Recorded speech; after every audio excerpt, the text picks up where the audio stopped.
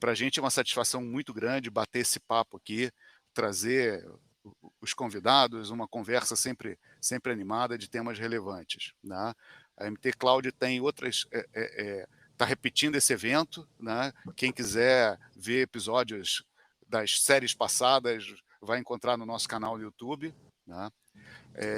E hoje a gente vai falar um pouquinho de mais de segurança, que é um tema, que está em 11 em cada 10 conversas que a gente faz na área de TI, né.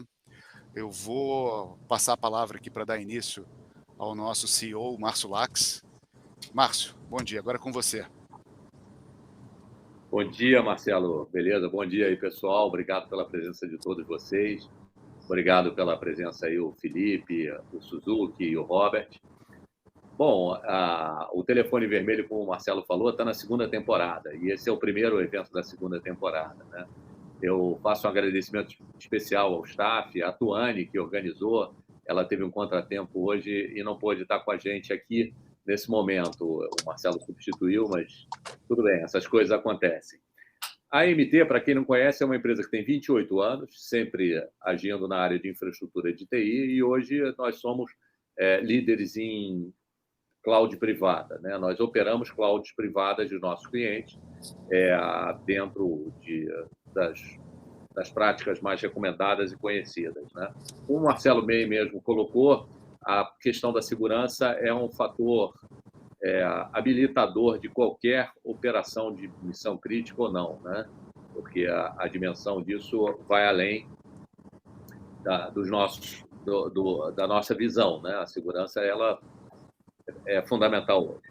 Bom, o Telefone Vermelho é uma escolha muito interessante do nome, porque a gente sabe da importância da tecnologia, a gente tem aqui presente a Clarity e a Fortinet como parceiros dessa nossa ação, e o Telefone Vermelho é um nome que a gente escolheu justamente para representar essa comunicação direta que a gente pode ter com os nossos fornecedores e os nossos prestadores de serviço. E essa série que a gente fez no ano passado foi muito bem sucedida e estamos editando esse ano agora uma nova temporada dessa série, né? Muito bem. Sobre a missão que a gente participou, foi uma missão que foi colocada pela CESP, né, organização da CESP-PJ, e a gente tem aqui três representantes fundamentais. A OBR, que é uma empresa que faz missões, mentoria para a empresa, internacionalização, representada aqui pelo Robert. Ele vai ter a oportunidade de colocar qual foi a experiência dele na feira e o conhecimento dele sobre o Vale do Silício. A Fortinet, que contribuiu como patrocinadora da iniciativa, levando um grupo de potenciais clientes. Quer dizer, segurança, as coisas são muito restritas.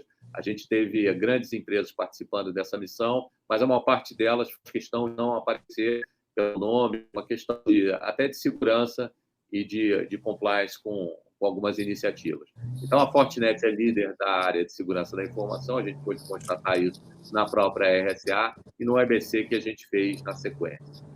O Felipe Ribeiro representa a Clarity, que é uma empresa super nova, super interessante também, com uma presença muito forte na RSA, e também foi uma das patrocinadoras, viabilizadoras dessa nossa missão lá para o Vale do Silício. Então, Suzuki e Felipe, Robert, eu agradeço muito a oportunidade que vocês nos deram. Como eu falei, essa missão foi uma missão especial, porque ela teve três dimensões.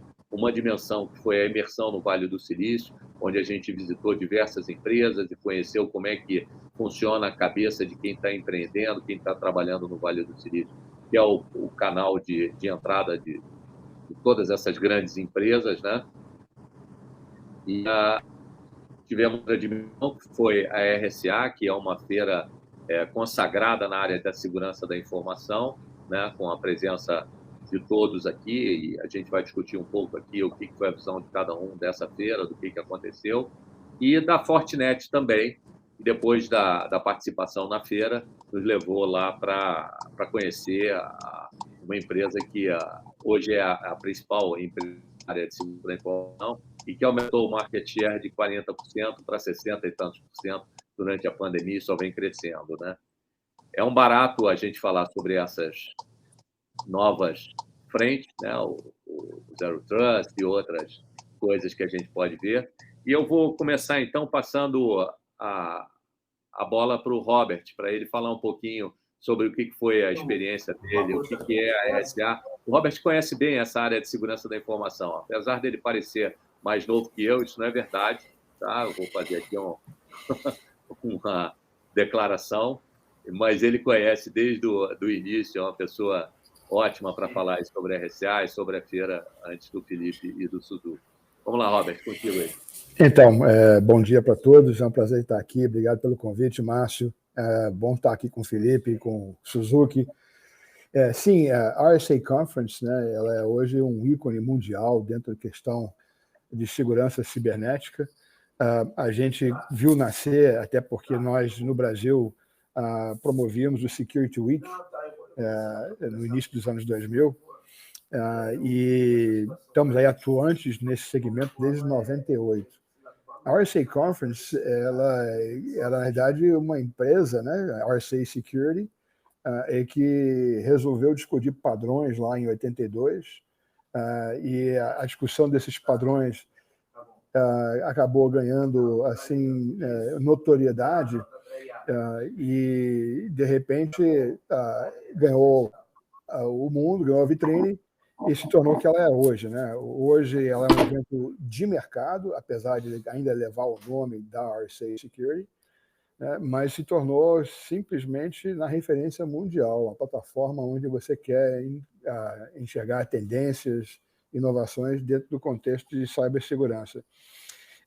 E todo mundo que está dentro desse ambiente, algum dia tem que colocar no seu planejamento de estar presente nesse evento, porque ele realmente consegue fazer com que você entenda e enxergue o que são novas tendências, entenda e conecte com novos possíveis relacionamentos.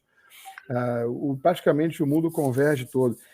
Eu sou lá do Vale, né, de São Francisco, e é interessante porque tem 3 eventos específicos que fecham a cidade, literalmente, né? O evento é feito lá no Moscone Center, e o Moscone Center tem 3 ou 4 pavilhões e as avenidas que passam pelo meio. Bem, eles fecham as avenidas, fecham tudo, os carros têm que dar volta em 3 quarteirões, o trânsito fica totalmente caótico. Mas, então, a RSA Security é um, o TechCrunch é outro e o Oracle Open World é outro, né? Mas, então, o RSA, ele, para quem está no contexto de cibersegurança, ele é ponto pacífico e alguém tem que estar presente para poder estar acompanhando o que são as inovações do setor, quem são os principais players, e você consegue fazer o que eu chamo do one-stop shop, né?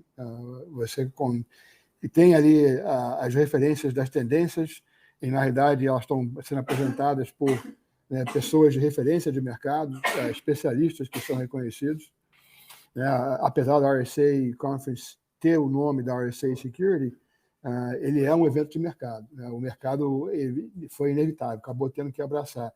Você tem ideia, quando ele conseguiu sair lá em 82 de 200 participantes, ele chegou no ano de 2000 com 2.500. Mas hoje, no pré-Covid, eram 40 mil participantes no evento durante 4 dias. Aí você pode pensar 40 mil pessoas dentro de um quadrilátero de 6 quarteirões, né, o impacto que tem. Mas esse salto é muito em função do que ele representa para o setor, né? O fato que ele é realmente uma baliza de referência para todo mundo que está militando dentro do segmento de segurança da informação. Então, para todos que estão nos ouvindo, né, e quem não conhece o evento, eu digo, coloca ali no bucket list, né, no to-do de referência, porque certamente tem que passar por essa experiência. E aí o mindset do Vale, né, eu vou deixar para falar um pouquinho depois, que eu gostaria de contribuir, porque ter esse evento no Vale do Silício é o campeoníssimo, né? É o Champions League. Então, para quem está nesse segmento inevitável, tem que participar do RSA Conference, porque ele traz, sem dúvida nenhuma, um valor enorme tanto do ponto de vista de como você entende progredir dentro daquilo que você tem como proposta de valor para o mercado, como também ajudar você a construir maior possibilidade de alcance dentro dos seus relacionamentos, tanto de ponto de vista de conteúdo, quanto do ponto de vista de mercado. Então, para quem não foi, bota aí na lista que tem que ser um to-do. É legal isso, Robert, a gente está vendo isso aí. Só uma pergunta, o ano que vem, como é que vai ser a próxima? Como é que tem sido? Como é que foi durante a pandemia e a próxima? Ele normalmente é um evento que sempre ocorreu no mês de abril. Esse ano, por causa da retomada, né, quer dizer, o Vale do Silício demorou a abrir ali as portas por causa do Covid, até na própria imersão que a gente vivenciou lá durante o evento, e tem empresas lá que estão com protocolos ainda super rigorosos com relação ao Covid e outras mais flexíveis, né? Mas ele volta ano que vem para o mês de abril, né? Então ele vai ser realizado de 24 a 27 de abril. Está se programando uma nova imersão também nesse momento, para que as pessoas possam não só participar do evento, mas possam trilhar uma experiência que eles vão absorver melhor esse mindset do Vale, que eu gostei de comentar um pouco depois. Mas então ele volta para abril e provavelmente vai voltar para os parâmetros que tinha antes do Covid, de ter lá uma adesão de em torno de 30 mil participantes. É importante também a gente não esquecer de mencionar a CESP aqui, que foi importante nessa união do ecossistema para viabilizar isso. A gente tem alguns eventos que eu queria destacar também, vamos ter o Petrotic, o Energy Summit.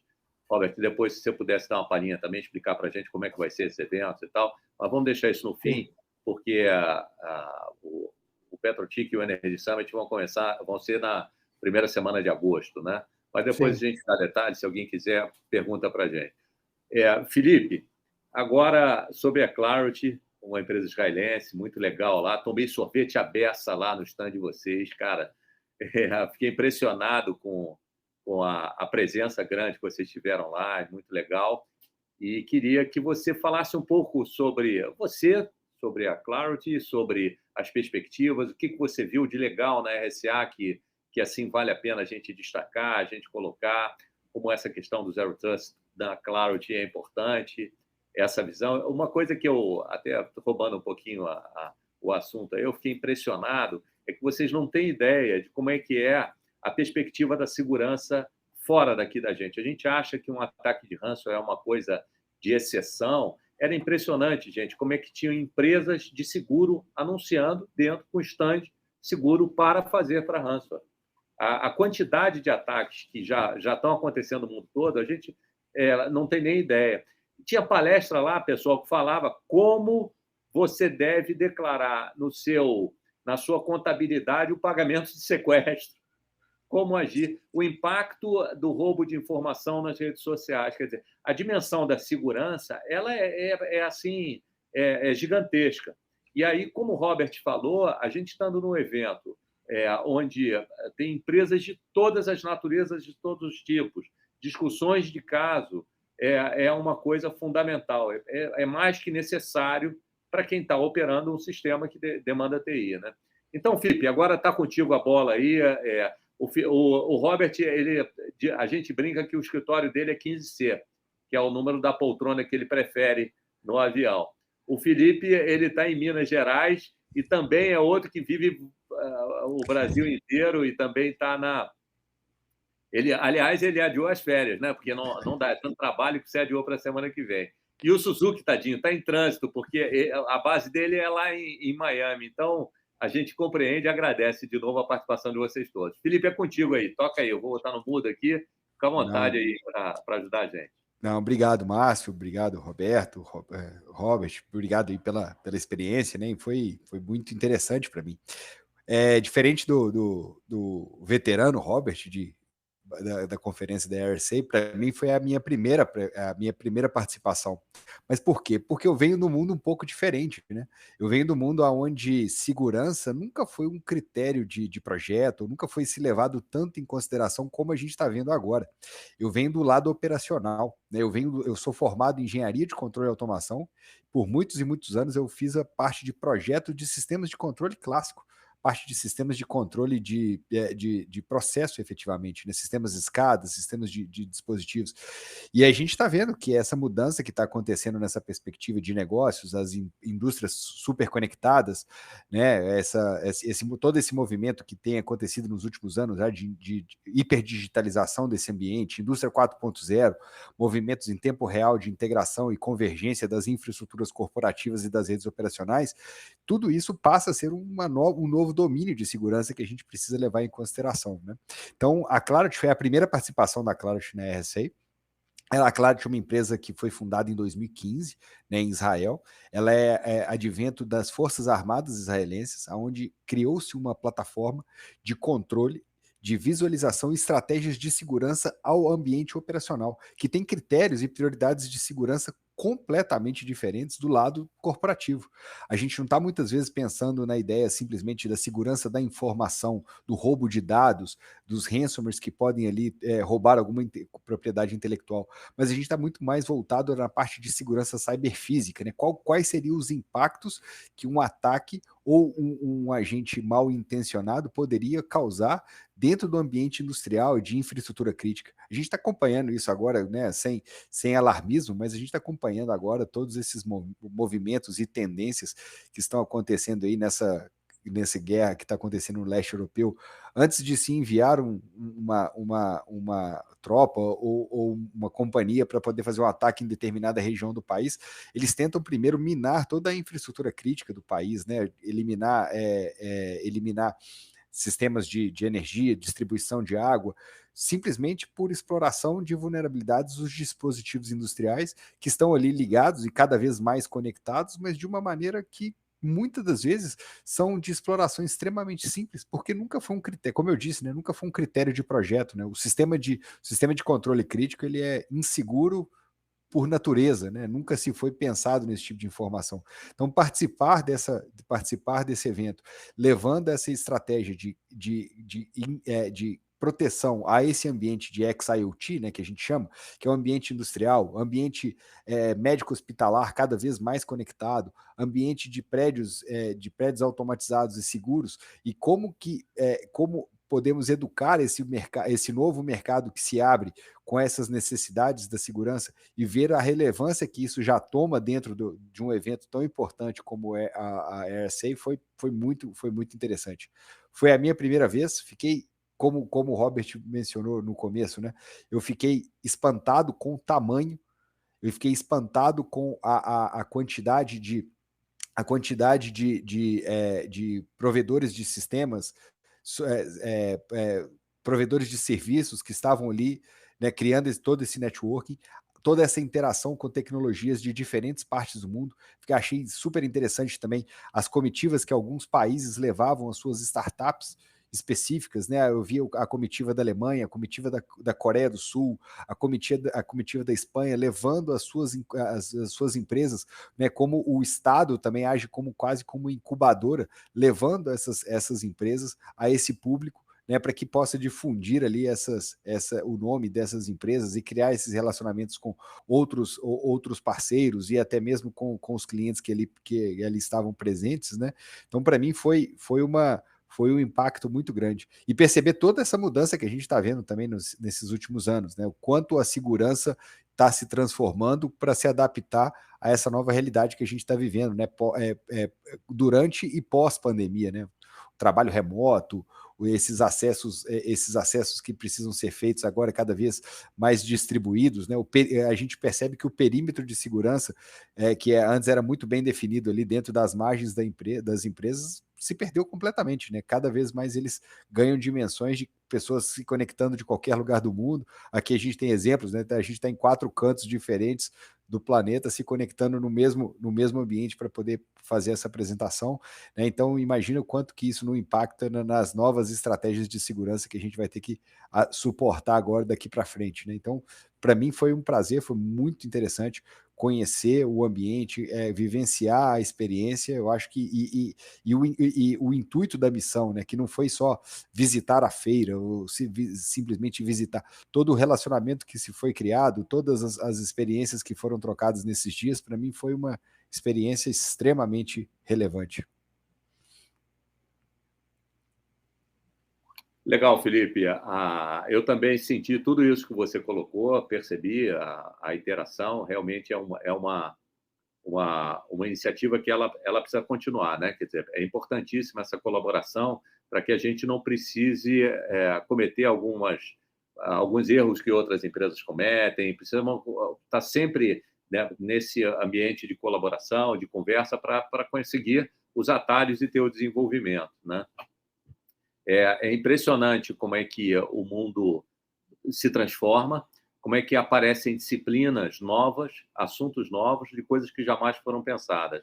Eu fico imaginando, eu faço meu check-up toda hora, né? Eu fico vendo todos os aparelhos que eu entro, vem uma mensagem por e-mail, vem todas as clínicas que eu vou, tem interface desses equipamentos com a rede, com tudo isso, esses equipamentos são atualizados, enfim, são a responsabilidade que a gente tem que ter nisso aí. E não só nisso, né? A internet de tudo, né? Não é nem das coisas mais, agora é de tudo.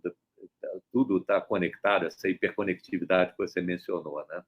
Agora, fundamental também, eu acho que o grande catalisador dessa nossa iniciativa e a grande semente foi plantada pela própria Fortinet, né? Que provocou a CESPRO na missão, né? De fazer, ela acreditou no projeto da OBR, que conduziu... Quer dizer, a OBR já fez diversas missões, mas junto da CESPRO Rio de Janeiro foi a primeira que a gente fez, né? Tivemos a participação de vários clientes aí, a visita, e tivemos depois um gentil EBC lá na Fortinet, né? Onde a gente pôde conhecer por dentro a Fortinet. Eu não sei, eu não estou vendo o Suzuki aqui, ele tá em outro continente, mas eu não sei se ele está com o microfone ligado, se ele pode... Opa! Tá aí, ao vivo e a cores. Valeu, Suzuki, pelo teu tempo aí, pela possibilidade de estar falando. Cara, é contigo aí agora. Estão me ouvindo bem, pessoal? Perfeito. Então, vamos lá. Eu estou na mesma linha do meu xará Robert.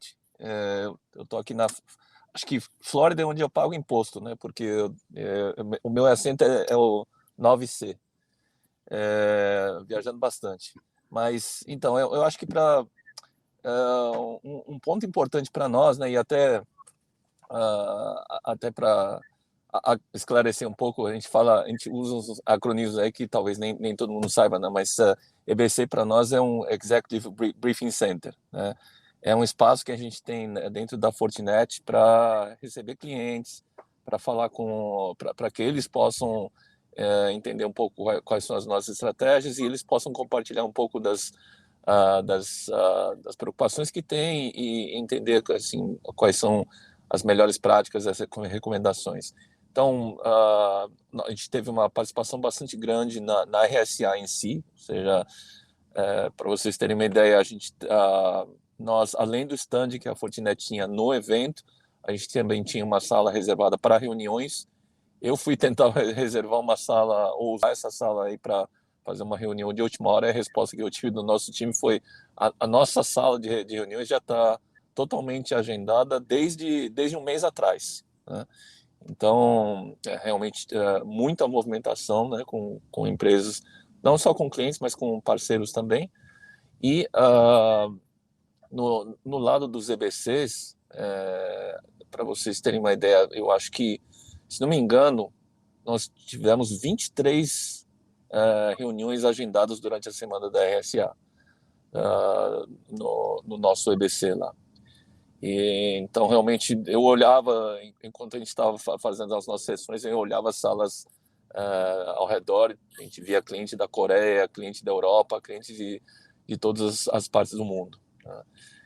E no nosso, em particular, a gente teve a oportunidade aí de receber clientes não só do Brasil, mas também clientes da Colômbia, do Chile, então do Peru. Foi uma experiência com vários países, e o que a gente nota é que, apesar de serem países com diferentes realidades, no final do dia, a maioria das preocupações e dos problemas é bastante comum entre eles, né? Então, eu acho que a gente falou um pouquinho aí sobre ransomware. Ransomware chama muita atenção, né, porque é o que sai nas notícias, né? A empresa X foi atacada e teve que pagar um resgate. Então, existe muita preocupação, mas, obviamente, a gente sabe que no mundo de cibersegurança existem uma série de outras técnicas, outros tipos de ataque, e o que a gente está vendo é que esses ataques estão cada vez mais sofisticados, né? Então, a minha área em particular, que é uma área que tem tudo a ver com a Clarity, com o que a Clarity também está trabalhando, que é a parte de proteção de sistemas, ou mais do segmento de automação industrial.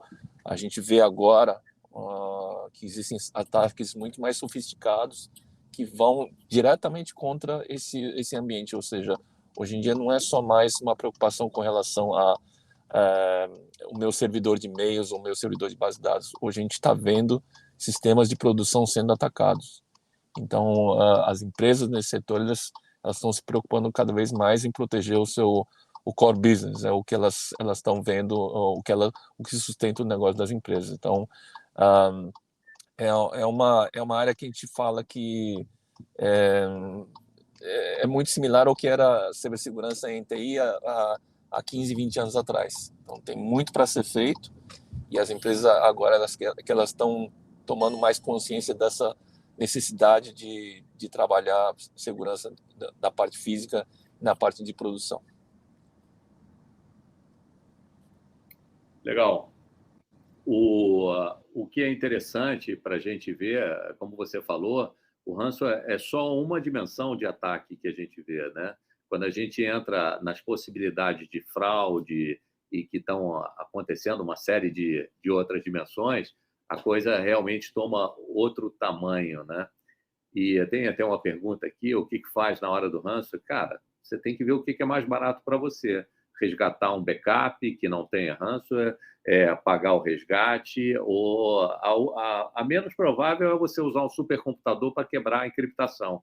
Essa é a que você realmente não vai conseguir, porque as chaves são grandes e o poder computacional necessário para quebrar isso é muito inviável, é infactível você ter essa questão.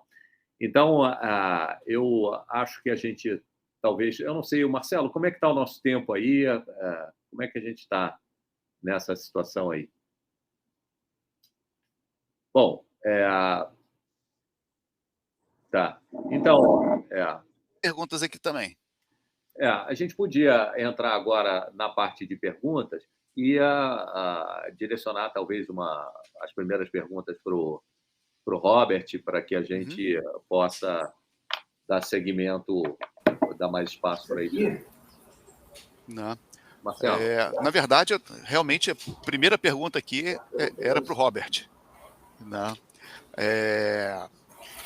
Você estava falando ali de vários eventos que acontecem, eventos muito importantes, né, na área de segurança e tal, mas, de uma forma geral, o que faz o Vale do Silício uma referência mundial de mindset? Mas a pergunta é muito ampla, né? Mas então... Você tem tempo. Tenho tempo, né? Eu tenho até uma apresentação que nós fazemos que eu reputo que a primeira célula que formou o mindset do Vale nasceu com os 49ers, que são aqueles malucos que fizeram a corrida do ouro e que atravessaram as planícies cheias de índios, cheias de búfalo, subiram as montanhas rochosas, pegaram flebite nas pernas, que congelou os pés, desceram e tinham outro deserto também, cheio de cobra cascavel, até chegar lá no tal do ouro prometido, né?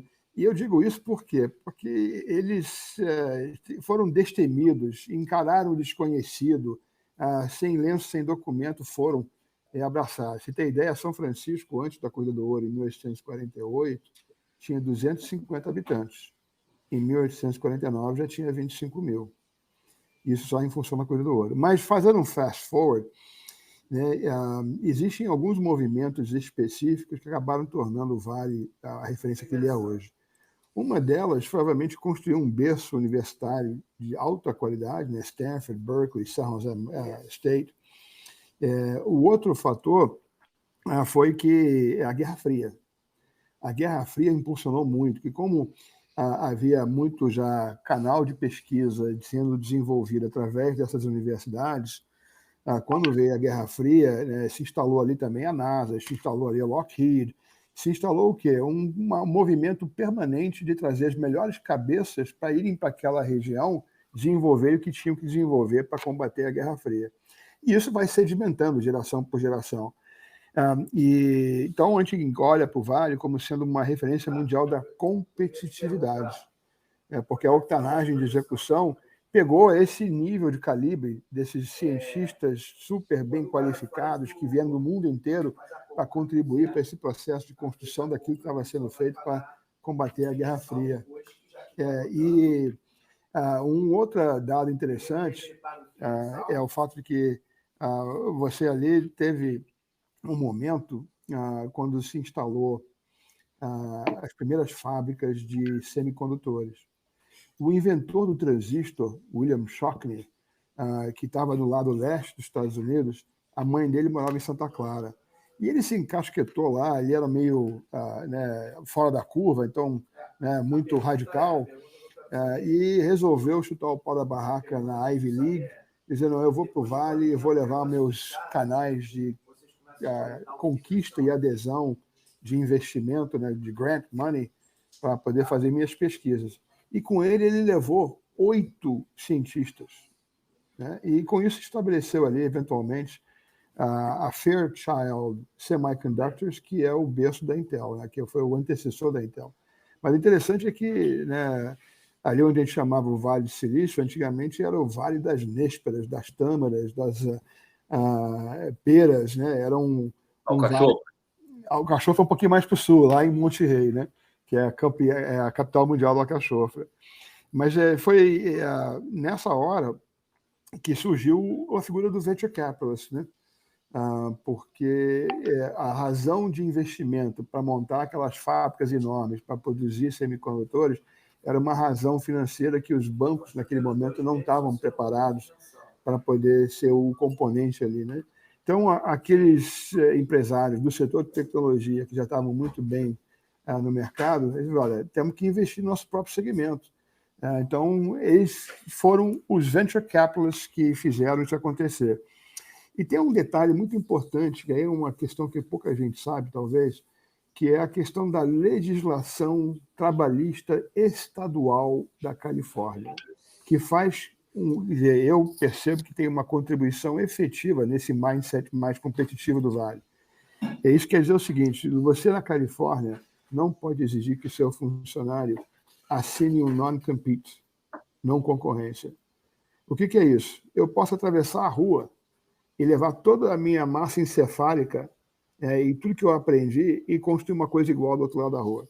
Eu não posso levar pendrive, documentos, essas coisas que eu tenho, mas eu posso levar o que eu tenho de construção encefálica no meu aprendizado e produzir alguma coisa parecida. Então, esse non-compete não é observado na legislação trabalhista da Califórnia. E isso foi um boom enorme, porque ele passava 2, 3 anos na empresa, levava aquele conhecimento e atravessava a rua e conquistava uma coisa melhor. E isso continua, é uma bola de neve constante. E aí esse mindset do Vale, que é reconhecido como sendo, obviamente, um mindset extremamente competitivo. Aí você soma todos esses fatores, aí soma também, cara, o transistor foi inventado lá, o tubo a vácuo foi inventado lá, o primeiro broadcast de televisão foi feito lá, o primeiro broadcast de rádio foi feito lá. Então, a Califórnia já tinha um berço natural de inovação, obviamente sustentado muito pelo berço universitário, Stanford, Berkeley. É engraçado que Stanford e Berkeley são concorrentes, é meio que Flamengo e Vasco, Corinthians, Palmeiras, Cruzeiro, Atlético Mineiro, É uma concorrência danada.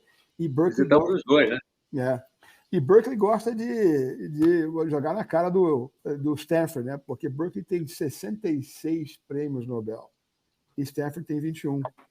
Eu falei: poxa, vocês estão brigando por muito. Aqui no Brasil a gente ainda não fez o nosso primeiro, A gente quer fazer.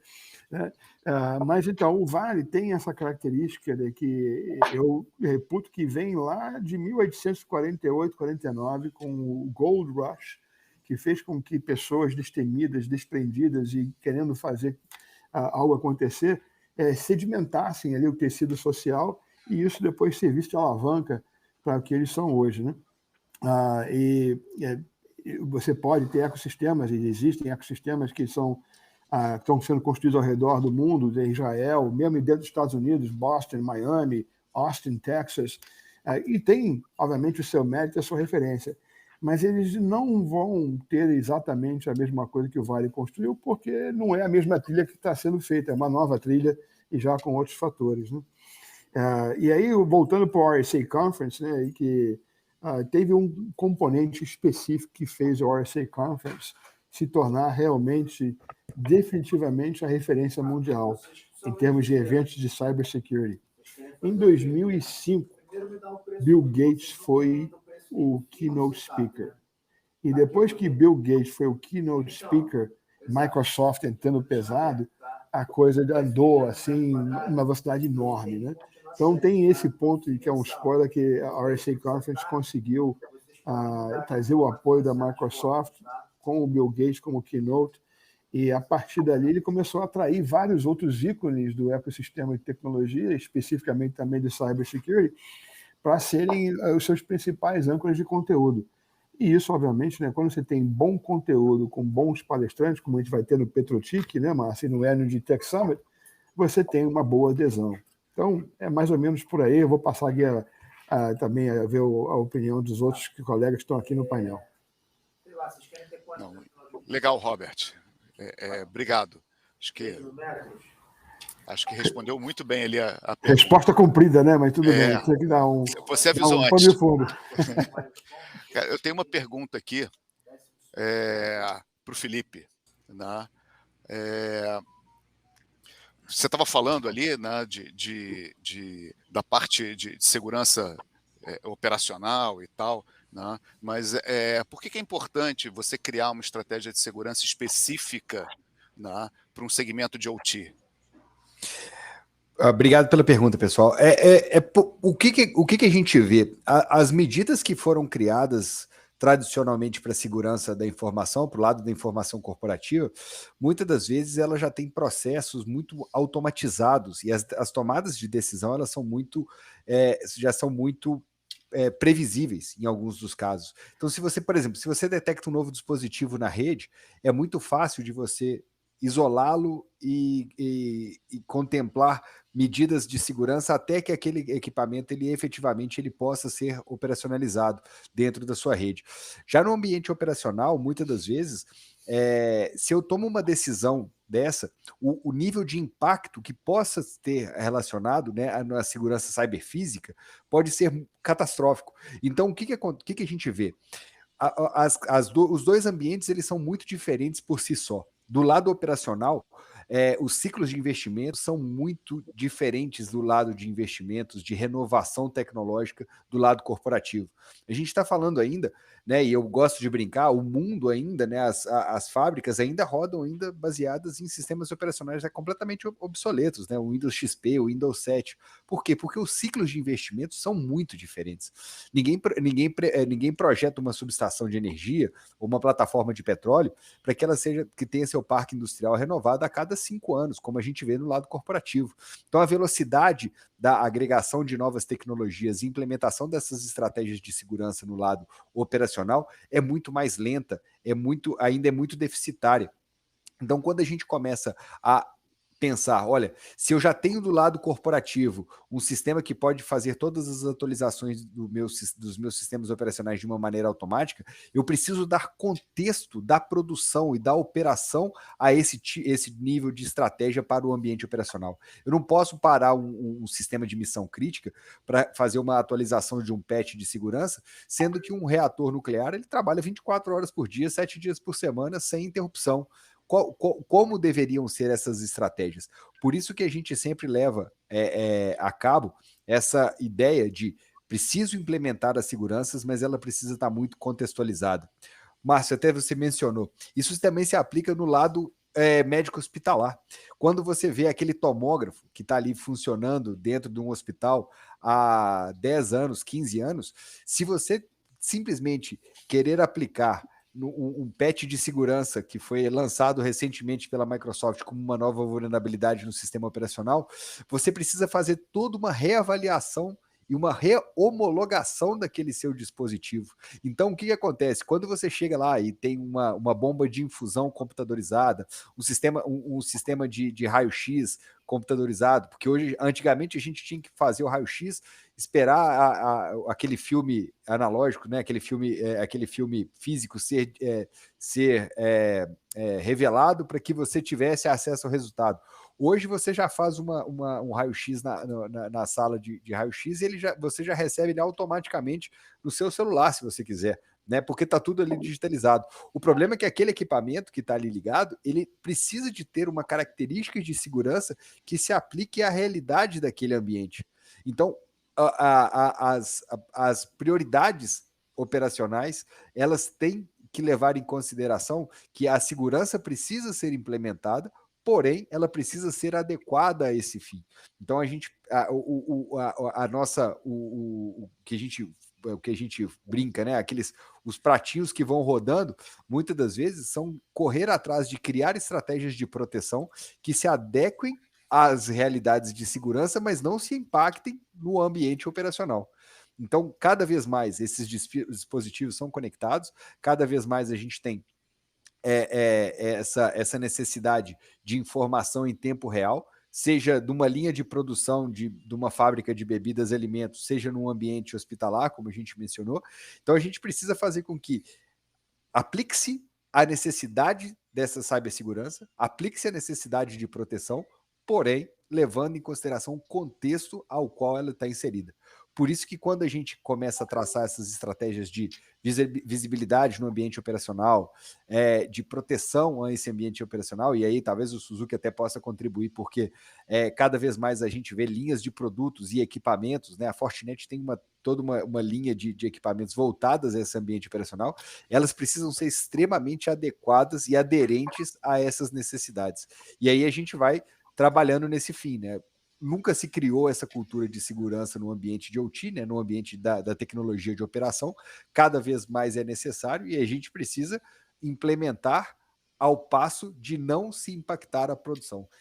A segurança ela tem que ser um aliado, ela não pode ser um fato para alguém produzir menos ou deixar uma planta industrial indisponível. Então a gente tem sempre que alinhar essas expectativas, né, de manter-se e elevar-se cada vez mais os níveis de eficiência operacional, mas manter agora uma necessidade de criar essa realidade de segurança que antes, né, a nossa estratégia sempre foi: se eu estou isolado do ambiente corporativo, eu vivo dentro de uma bolha protegida. A gente sabe que essa realidade já deixou de existir já há algum tempo com essa hiperconectividade que a gente está vivendo agora, essa transformação das infraestruturas.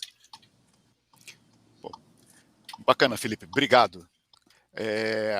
Você estava comentando ali da Fortinet, mas eu tenho mais uma pergunta assim, para o Suzuki, aí eu passo a palavra, ele comenta o que você disse e responde também. É uma pergunta a respeito, a gente falando de ransomware, que eu acho que é um assunto que mais preocupa todo mundo, né? Mas é uma curiosidade a respeito de estatística. Se você consegue passar para a gente, né, quais são os países que estão sendo mais atacados por ransomware, e se consegue saber quais são as origens, né? De onde é que vêm esses ataques? Tá, vamos lá. Eu acho que do lado do ransomware, não sei se a gente tem estatísticas específicas por país, ou seja, quais são os países que estão atacando, até porque a gente sabe que o problema de ataques cibernéticos em geral é que esses ataques não têm fronteiras. Tá? Então, um dado que a gente tem, assim, até de informações de eventos que a gente tem participado, é que mesmo, por exemplo, esses ataques que estão acontecendo, que a gente tem visto nas notícias, né, que são originados do conflito entre Rússia e Ucrânia, esses ataques eles acabam caindo ou entrando ficando disponíveis na Dark Web. Tá? Então, o número que se fala é que em 6 meses um ataque que foi lançado entre nações, ele acaba sendo disponível ficando disponível para que qualquer outra entidade, seja público ou privada, consiga utilizar. E eu menciono isso como entidade porque, na verdade, o ransomware, inclusive hoje em dia, ele já está disponível na modalidade as a service, ou seja, muitos ciberatacantes disponibilizam sua tecnologia de ataque, né, para que pessoas utilizem essa tecnologia e façam sua parte de negociação dos resgates com as vítimas, né? Então, esse é um tema bastante complicado. O que a gente tem visto em termos práticos que a gente pode mencionar é que nos últimos tempos a gente tem visto um crescimento grande de ataques. No período aí de 12 meses a gente viu um crescimento de 10 vezes em termos de ataques só de ransomware. E o que é alinhado com o que a gente tinha visto é o fato de que esses ataques, em termos de indústria, né, o segmento mais atacado é o governo, o segundo é a parte de as empresas do setor de telecomunicações. Agora, as empresas, os setores que estão em terceiro, quarto e quinto lugar nas nossas estatísticas são empresas no segmento operacional. São empresas como de manufatura, empresas de energia, petróleo e gás, né, e transporte. Então, existe essa mudança aí nesse sentido de quais são os segmentos mais atacados. E aí, só para complementar, já que eu estou com a palavra, um comentário aí que foi... dois comentários, né? Uma sobre o que o Márcio, perdão, que o Robert falou, em termos de Vale do Silício, né? Eu acho que um dos pontos que faz com que o Vale do Silício, assim como alguns outros pontos, mas o Vale do Silício em particular, seja um ponto de atração, é o fato de que já se criou a cultura de startups lá. E mais que isso, eu acho que talvez sejam... Eu estava até conversando com um colega meu a respeito disso. Nos Estados Unidos, em geral, existe a cultura de que para uma startup ser bem sucedida, ela tem que falhar. Então, aqui nos Estados Unidos não existe, esse entendimento de que o sucesso vem depois de algumas falhas. Enquanto que a gente vê em outros países, talvez na América Latina em geral, que existe ainda um pouco essa cultura de que falhar significa fracasso total. Tá? Então, isso é algo que nos Estados Unidos a gente vê muito isso. Eu já tive a oportunidade de entrevistar recém-graduados, né, que já tinham no currículo 2 ou 3 empresas que fundaram e partiram para outra. Então, isso é algo que a gente procura, inclusive, aqui. Pessoas que tiveram a iniciativa, que não deram certo, mas que levantaram e seguiram adiante. E foram para a próxima. Eu vou aproveitar aqui e emendar de primeira com o Suzuki, que isso que ele está falando faz com que um dos principais eventos de empreendedorismo, e não é só mais no Vale, porque está rodando o mundo, chama FailCon. Ou seja, a premissa é a seguinte: se aprende muito mais com 99 fracassos do que com um acerto. Então, eles criaram um evento para justamente destacar todos os erros para que assim pudesse se acertar na próxima. Isso, Suzuki, certamente é uma diferença enorme e é uma diferença cultural. Você vê que hoje, no Brasil, fracasso ainda coloca embaixo do tapete. Ninguém fala de fracasso. Enquanto que, sim, no Vale, e nos Estados Unidos como um todo, se valoriza o fracasso. Primeiro, saiu do modo parado e foi a campo tentar executar. E se espera que o fracasso tenha ensinado alguma coisa, né? O que não pode é errar a mesma coisa 2 vezes, porque aí não está prestando atenção. Né?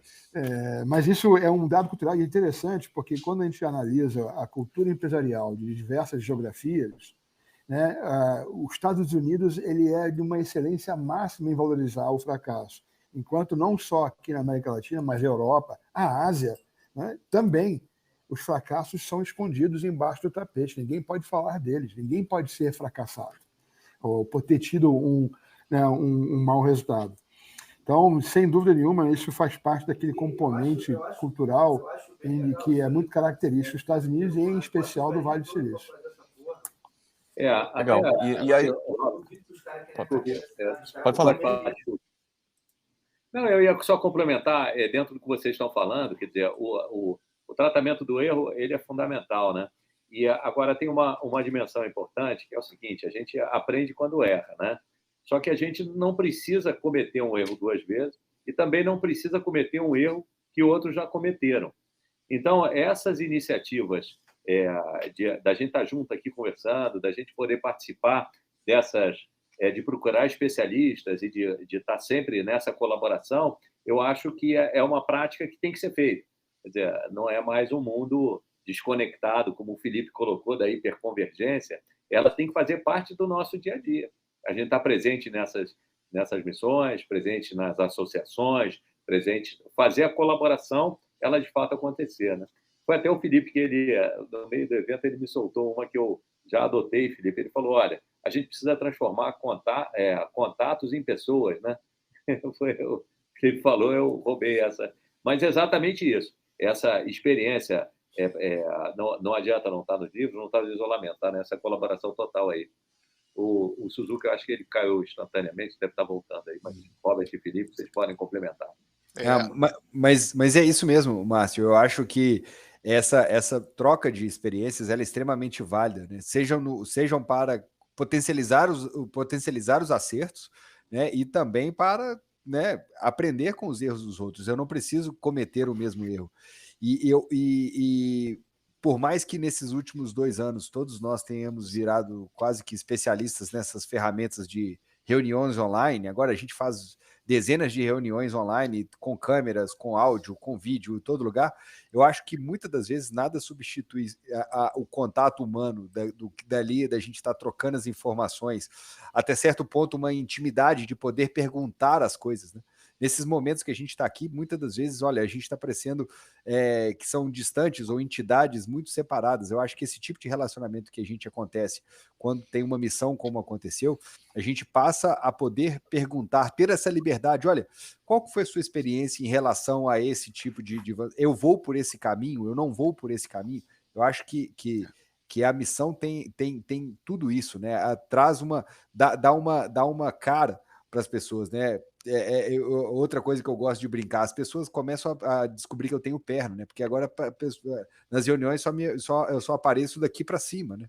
Então, esse convívio do dia a dia, essa troca de informações é muito valiosa, né? Eu acho que uma semana valem horas e horas e horas de chat ou de mensagens de WhatsApp ou de teleconferências como a gente está fazendo aqui. O pessoal que faz imersão com a gente, Felipe, eles voltam e dizem o seguinte: caramba, isso vale mais do que 5 anos de MBA. 5 dias não vale mais do que 5 dias de 5 anos de MBA. Tal é o valor que eles levam. Robert, deixa eu fazer aqui a última pergunta que eu tenho aqui para o Márcio. Né? Depois eu vou passar para... Tem uma pergunta aqui também chegando agora, só para a gente encerrar por conta do horário, né? As perguntas. Então, Márcio, a primeira pergunta, assim, quando você faz essas visitas... Eu aqui, é porque o Suzuki estava em trânsito, eu acho que... bom, esse canal está sempre aberto a gente tem o telefone vermelho como a segunda temporada totalmente aberta. Eu acho que talvez o Suzuki, eu não sei, ele está com a agenda complexa aí e talvez ele tenha alguma coisa para complementar só. Então, eu cedo o meu tempo, pergunto se o Suzuki prefere usar ele. Se você quiser, eu tenho uma pergunta que é uma pergunta para todo mundo, né? Quer dizer, não está direcionada, mas acho que todo mundo pode fazer uma consideração. Que é a pergunta que chegou aqui agora, que é a consideração, né? Qual a relação de LGPD, né, com segurança de informação e como isso vem trazer valor para a área de TI. Sim. E aí está aberto. Então, deixa eu fazer um comentário final e aí eu passo a palavra para vocês endereçarem a parte de LGPD aí. O que eu ia falar até para endereçar um pouco o comentário do Felipe, né? E tem a ver com essa parte de troca de experiência de uma missão como essa, ou como uma imersão, né? De não repetir alguns erros, né? E eu acho que um dos erros que muitas empresas ainda têm, até por falta de experiência ou falta de conhecimento, é essa parte de achar que você implementando uma solução aqui, outra solução ali, você está com um ambiente 100% seguro, né? Acho que o primeiro ponto que a gente tem que deixar claro é que não existe um ambiente 100% seguro, né? O que a gente consegue é mitigar ao máximo as potenciais vulnerabilidades, mas sempre vai existir um potencial risco, né? Então, o que eu digo é isso porque às vezes a gente fala com empresas que dizem, não, a gente já tem aqui, por exemplo, VPN implementada, né? E acha que com isso eles estão seguros em termos de comunicação, né? E a gente sabe, por exemplo, e aí vem um pouco essa parte de experiência, que, por exemplo, o caso do oleoduto Colonial que foi atacado, foi porque os ciberatacantes acharam uma VPN que tinha uma contrassenha, eu estou falando em espanhol, que tinha uma senha, né, um usuário e senha disponível na Dark Web, que com isso eles conseguiram entrar na rede, e dali eles fizeram todo o estrago, né? Então, essas experiências de realmente uma empresa dizer, olha, nós fomos atacados por causa disso, essa troca de experiência é importante para que as empresas vejam que existem o que a gente coloca como ponto-chave em termos de uma arquitetura, uma política de segurança bem armada, é o fato de você pensar em o que a gente chama de defesa em profundidade. Cibersegurança se aplica em várias camadas porque existem várias formas de se implementar um ataque, né? Então, esse é um ponto importante, e essa troca de experiências que existem entre as empresas, para elas não vão falar em público ou algum caso interno que elas têm, mas elas eventualmente podem falar entre si, uma conversa numa mesa de jantar ou numa discussão aí, mais limitada, e que é algo como essa imersão, ela viabiliza essa troca de experiências num ambiente mais controlado e mais seguro, onde as empresas e as pessoas, principalmente, se sintam à vontade de falar sobre as suas experiências. Legal. Ok. Isso aí. Bom, pessoal, a gente tem a questão da LGPD ali, que foi colocada aqui como pergunta, Talvez eu tá? possa, E eu queria passar a possa palavra também para vocês para fazerem considerações finais. Então, respondendo à questão da LGPD, é bem claro para mim, a LGPD, na verdade, ela deixa claro que as instituições têm que se preocupar com a proteção dos dados, né? Então, se eu recebo o dado de um cliente meu, de um parceiro, de um fornecedor, eu tenho que tomar determinados cuidados para me tornar, para poder operar e ter esses dados, né? Isso está ligado à privacidade, é o direito que a gente tem de não querer compartilhar ou de ter privacidade nas nossas informações. E para ter isso, você tem que ter segurança da informação. Então, você tem que imagina, não que ninguém saiba do resultado do meu exame médico. Então, isso aí é um direito meu, isso aí, o LGPD deixa clara essa questão. Para poder proteger lá a gente precisa ter segurança da informação para poder garantir que a gente vai aplicar a LGPD e poder provar, não, eu tenho aqui as práticas e os procedimentos que garantem essa questão. Então, essa é a minha visão da relação entre a LGPD e a segurança da informação, né? São ângulos um pouco diferentes, mas que, obviamente, se encontram em uma tensão muito grande, né? A gente tem que respeitar, acima de tudo, também o tempo de todos, né? E manter esse canal aberto. Então, eu vou parar por aqui. Mais alguém tem alguma? Obrigado, Marcos. Eu, para poder contribuir com a visão da LGPD, na verdade, eu quero trazer aqui uma referência de 1999, quando a presidente da Software Publishers Association nos Estados Unidos, Esther Dyson, escreveu um artigo dizendo que o futuro da internet estaria justamente na confiança que as pessoas têm dentro dos ambientes que estariam navegando. E colocou essa confiança justamente na questão de como é que o dado privado individual de cada um seria tratado dentro dos grupos que estavam sendo formados. Esse artigo foi, inclusive, publicado na Folha de São Paulo. Então, em 99, já se aventava a necessidade de você ter uma política específica voltada para a privacidade dos dados. E ela é é fundamental. Ela é, na realidade, o esqueleto que mantém em pé a confiança. E sem confiança não existe nada, né? E sim, né, eu preciso ter a infraestrutura e os elementos e as ferramentas que me ajudam a proteger essa privacidade. E aí entra a segurança da informação e todos os seus atributos. Mas eu queria só pontuar que a questão de nós observarmos com o total critério a privacidade de dados está diretamente relacionado à confiança que a gente deseja construir e manter ou não manter com os nossos constituintes com quem está engajado. Então é isso. Pessoal, eu até não tenho muito para acrescentar sobre essa questão, mas a parte da minha contribuição para esse tópico, né, do LGPD, principalmente privacidade dos dados, tem sido cada vez mais ajudar na criação de infraestruturas cada vez mais robustas e mais seguras, visando com que a exploração direta desses equipamentos, né, de XIoT, né, dispositivos médicos conectados, dispositivos industriais conectados, tenham-se cada vez menos exposição a potenciais explorações. Então, muitas das vezes a gente vê muitas técnicas de phishing, né, onde a engenharia social utiliza vetores, né, como as pessoas como vetores para roubos desses dados, mas a gente também vê alguns tipos de exploração à base de dados, de equipamentos, a informação que é confidencial, que pode estar, porventura, sendo armazenada nos equipamentos e talvez nos protocolos de comunicação explorados, que muitas das vezes, né, como eu disse, nesse ambiente não foram direcionados à segurança. Então, a criação dessas estratégias de segurança, de proteção mais robustas nesse ambiente de XIoT é onde a gente colabora bastante, né? Então, assim, se eu tenho uma informação que ela precisa ser preservada, quais são as principais medidas de proteção que eu posso ter para que essas informações não sejam obtidas diretos da fonte?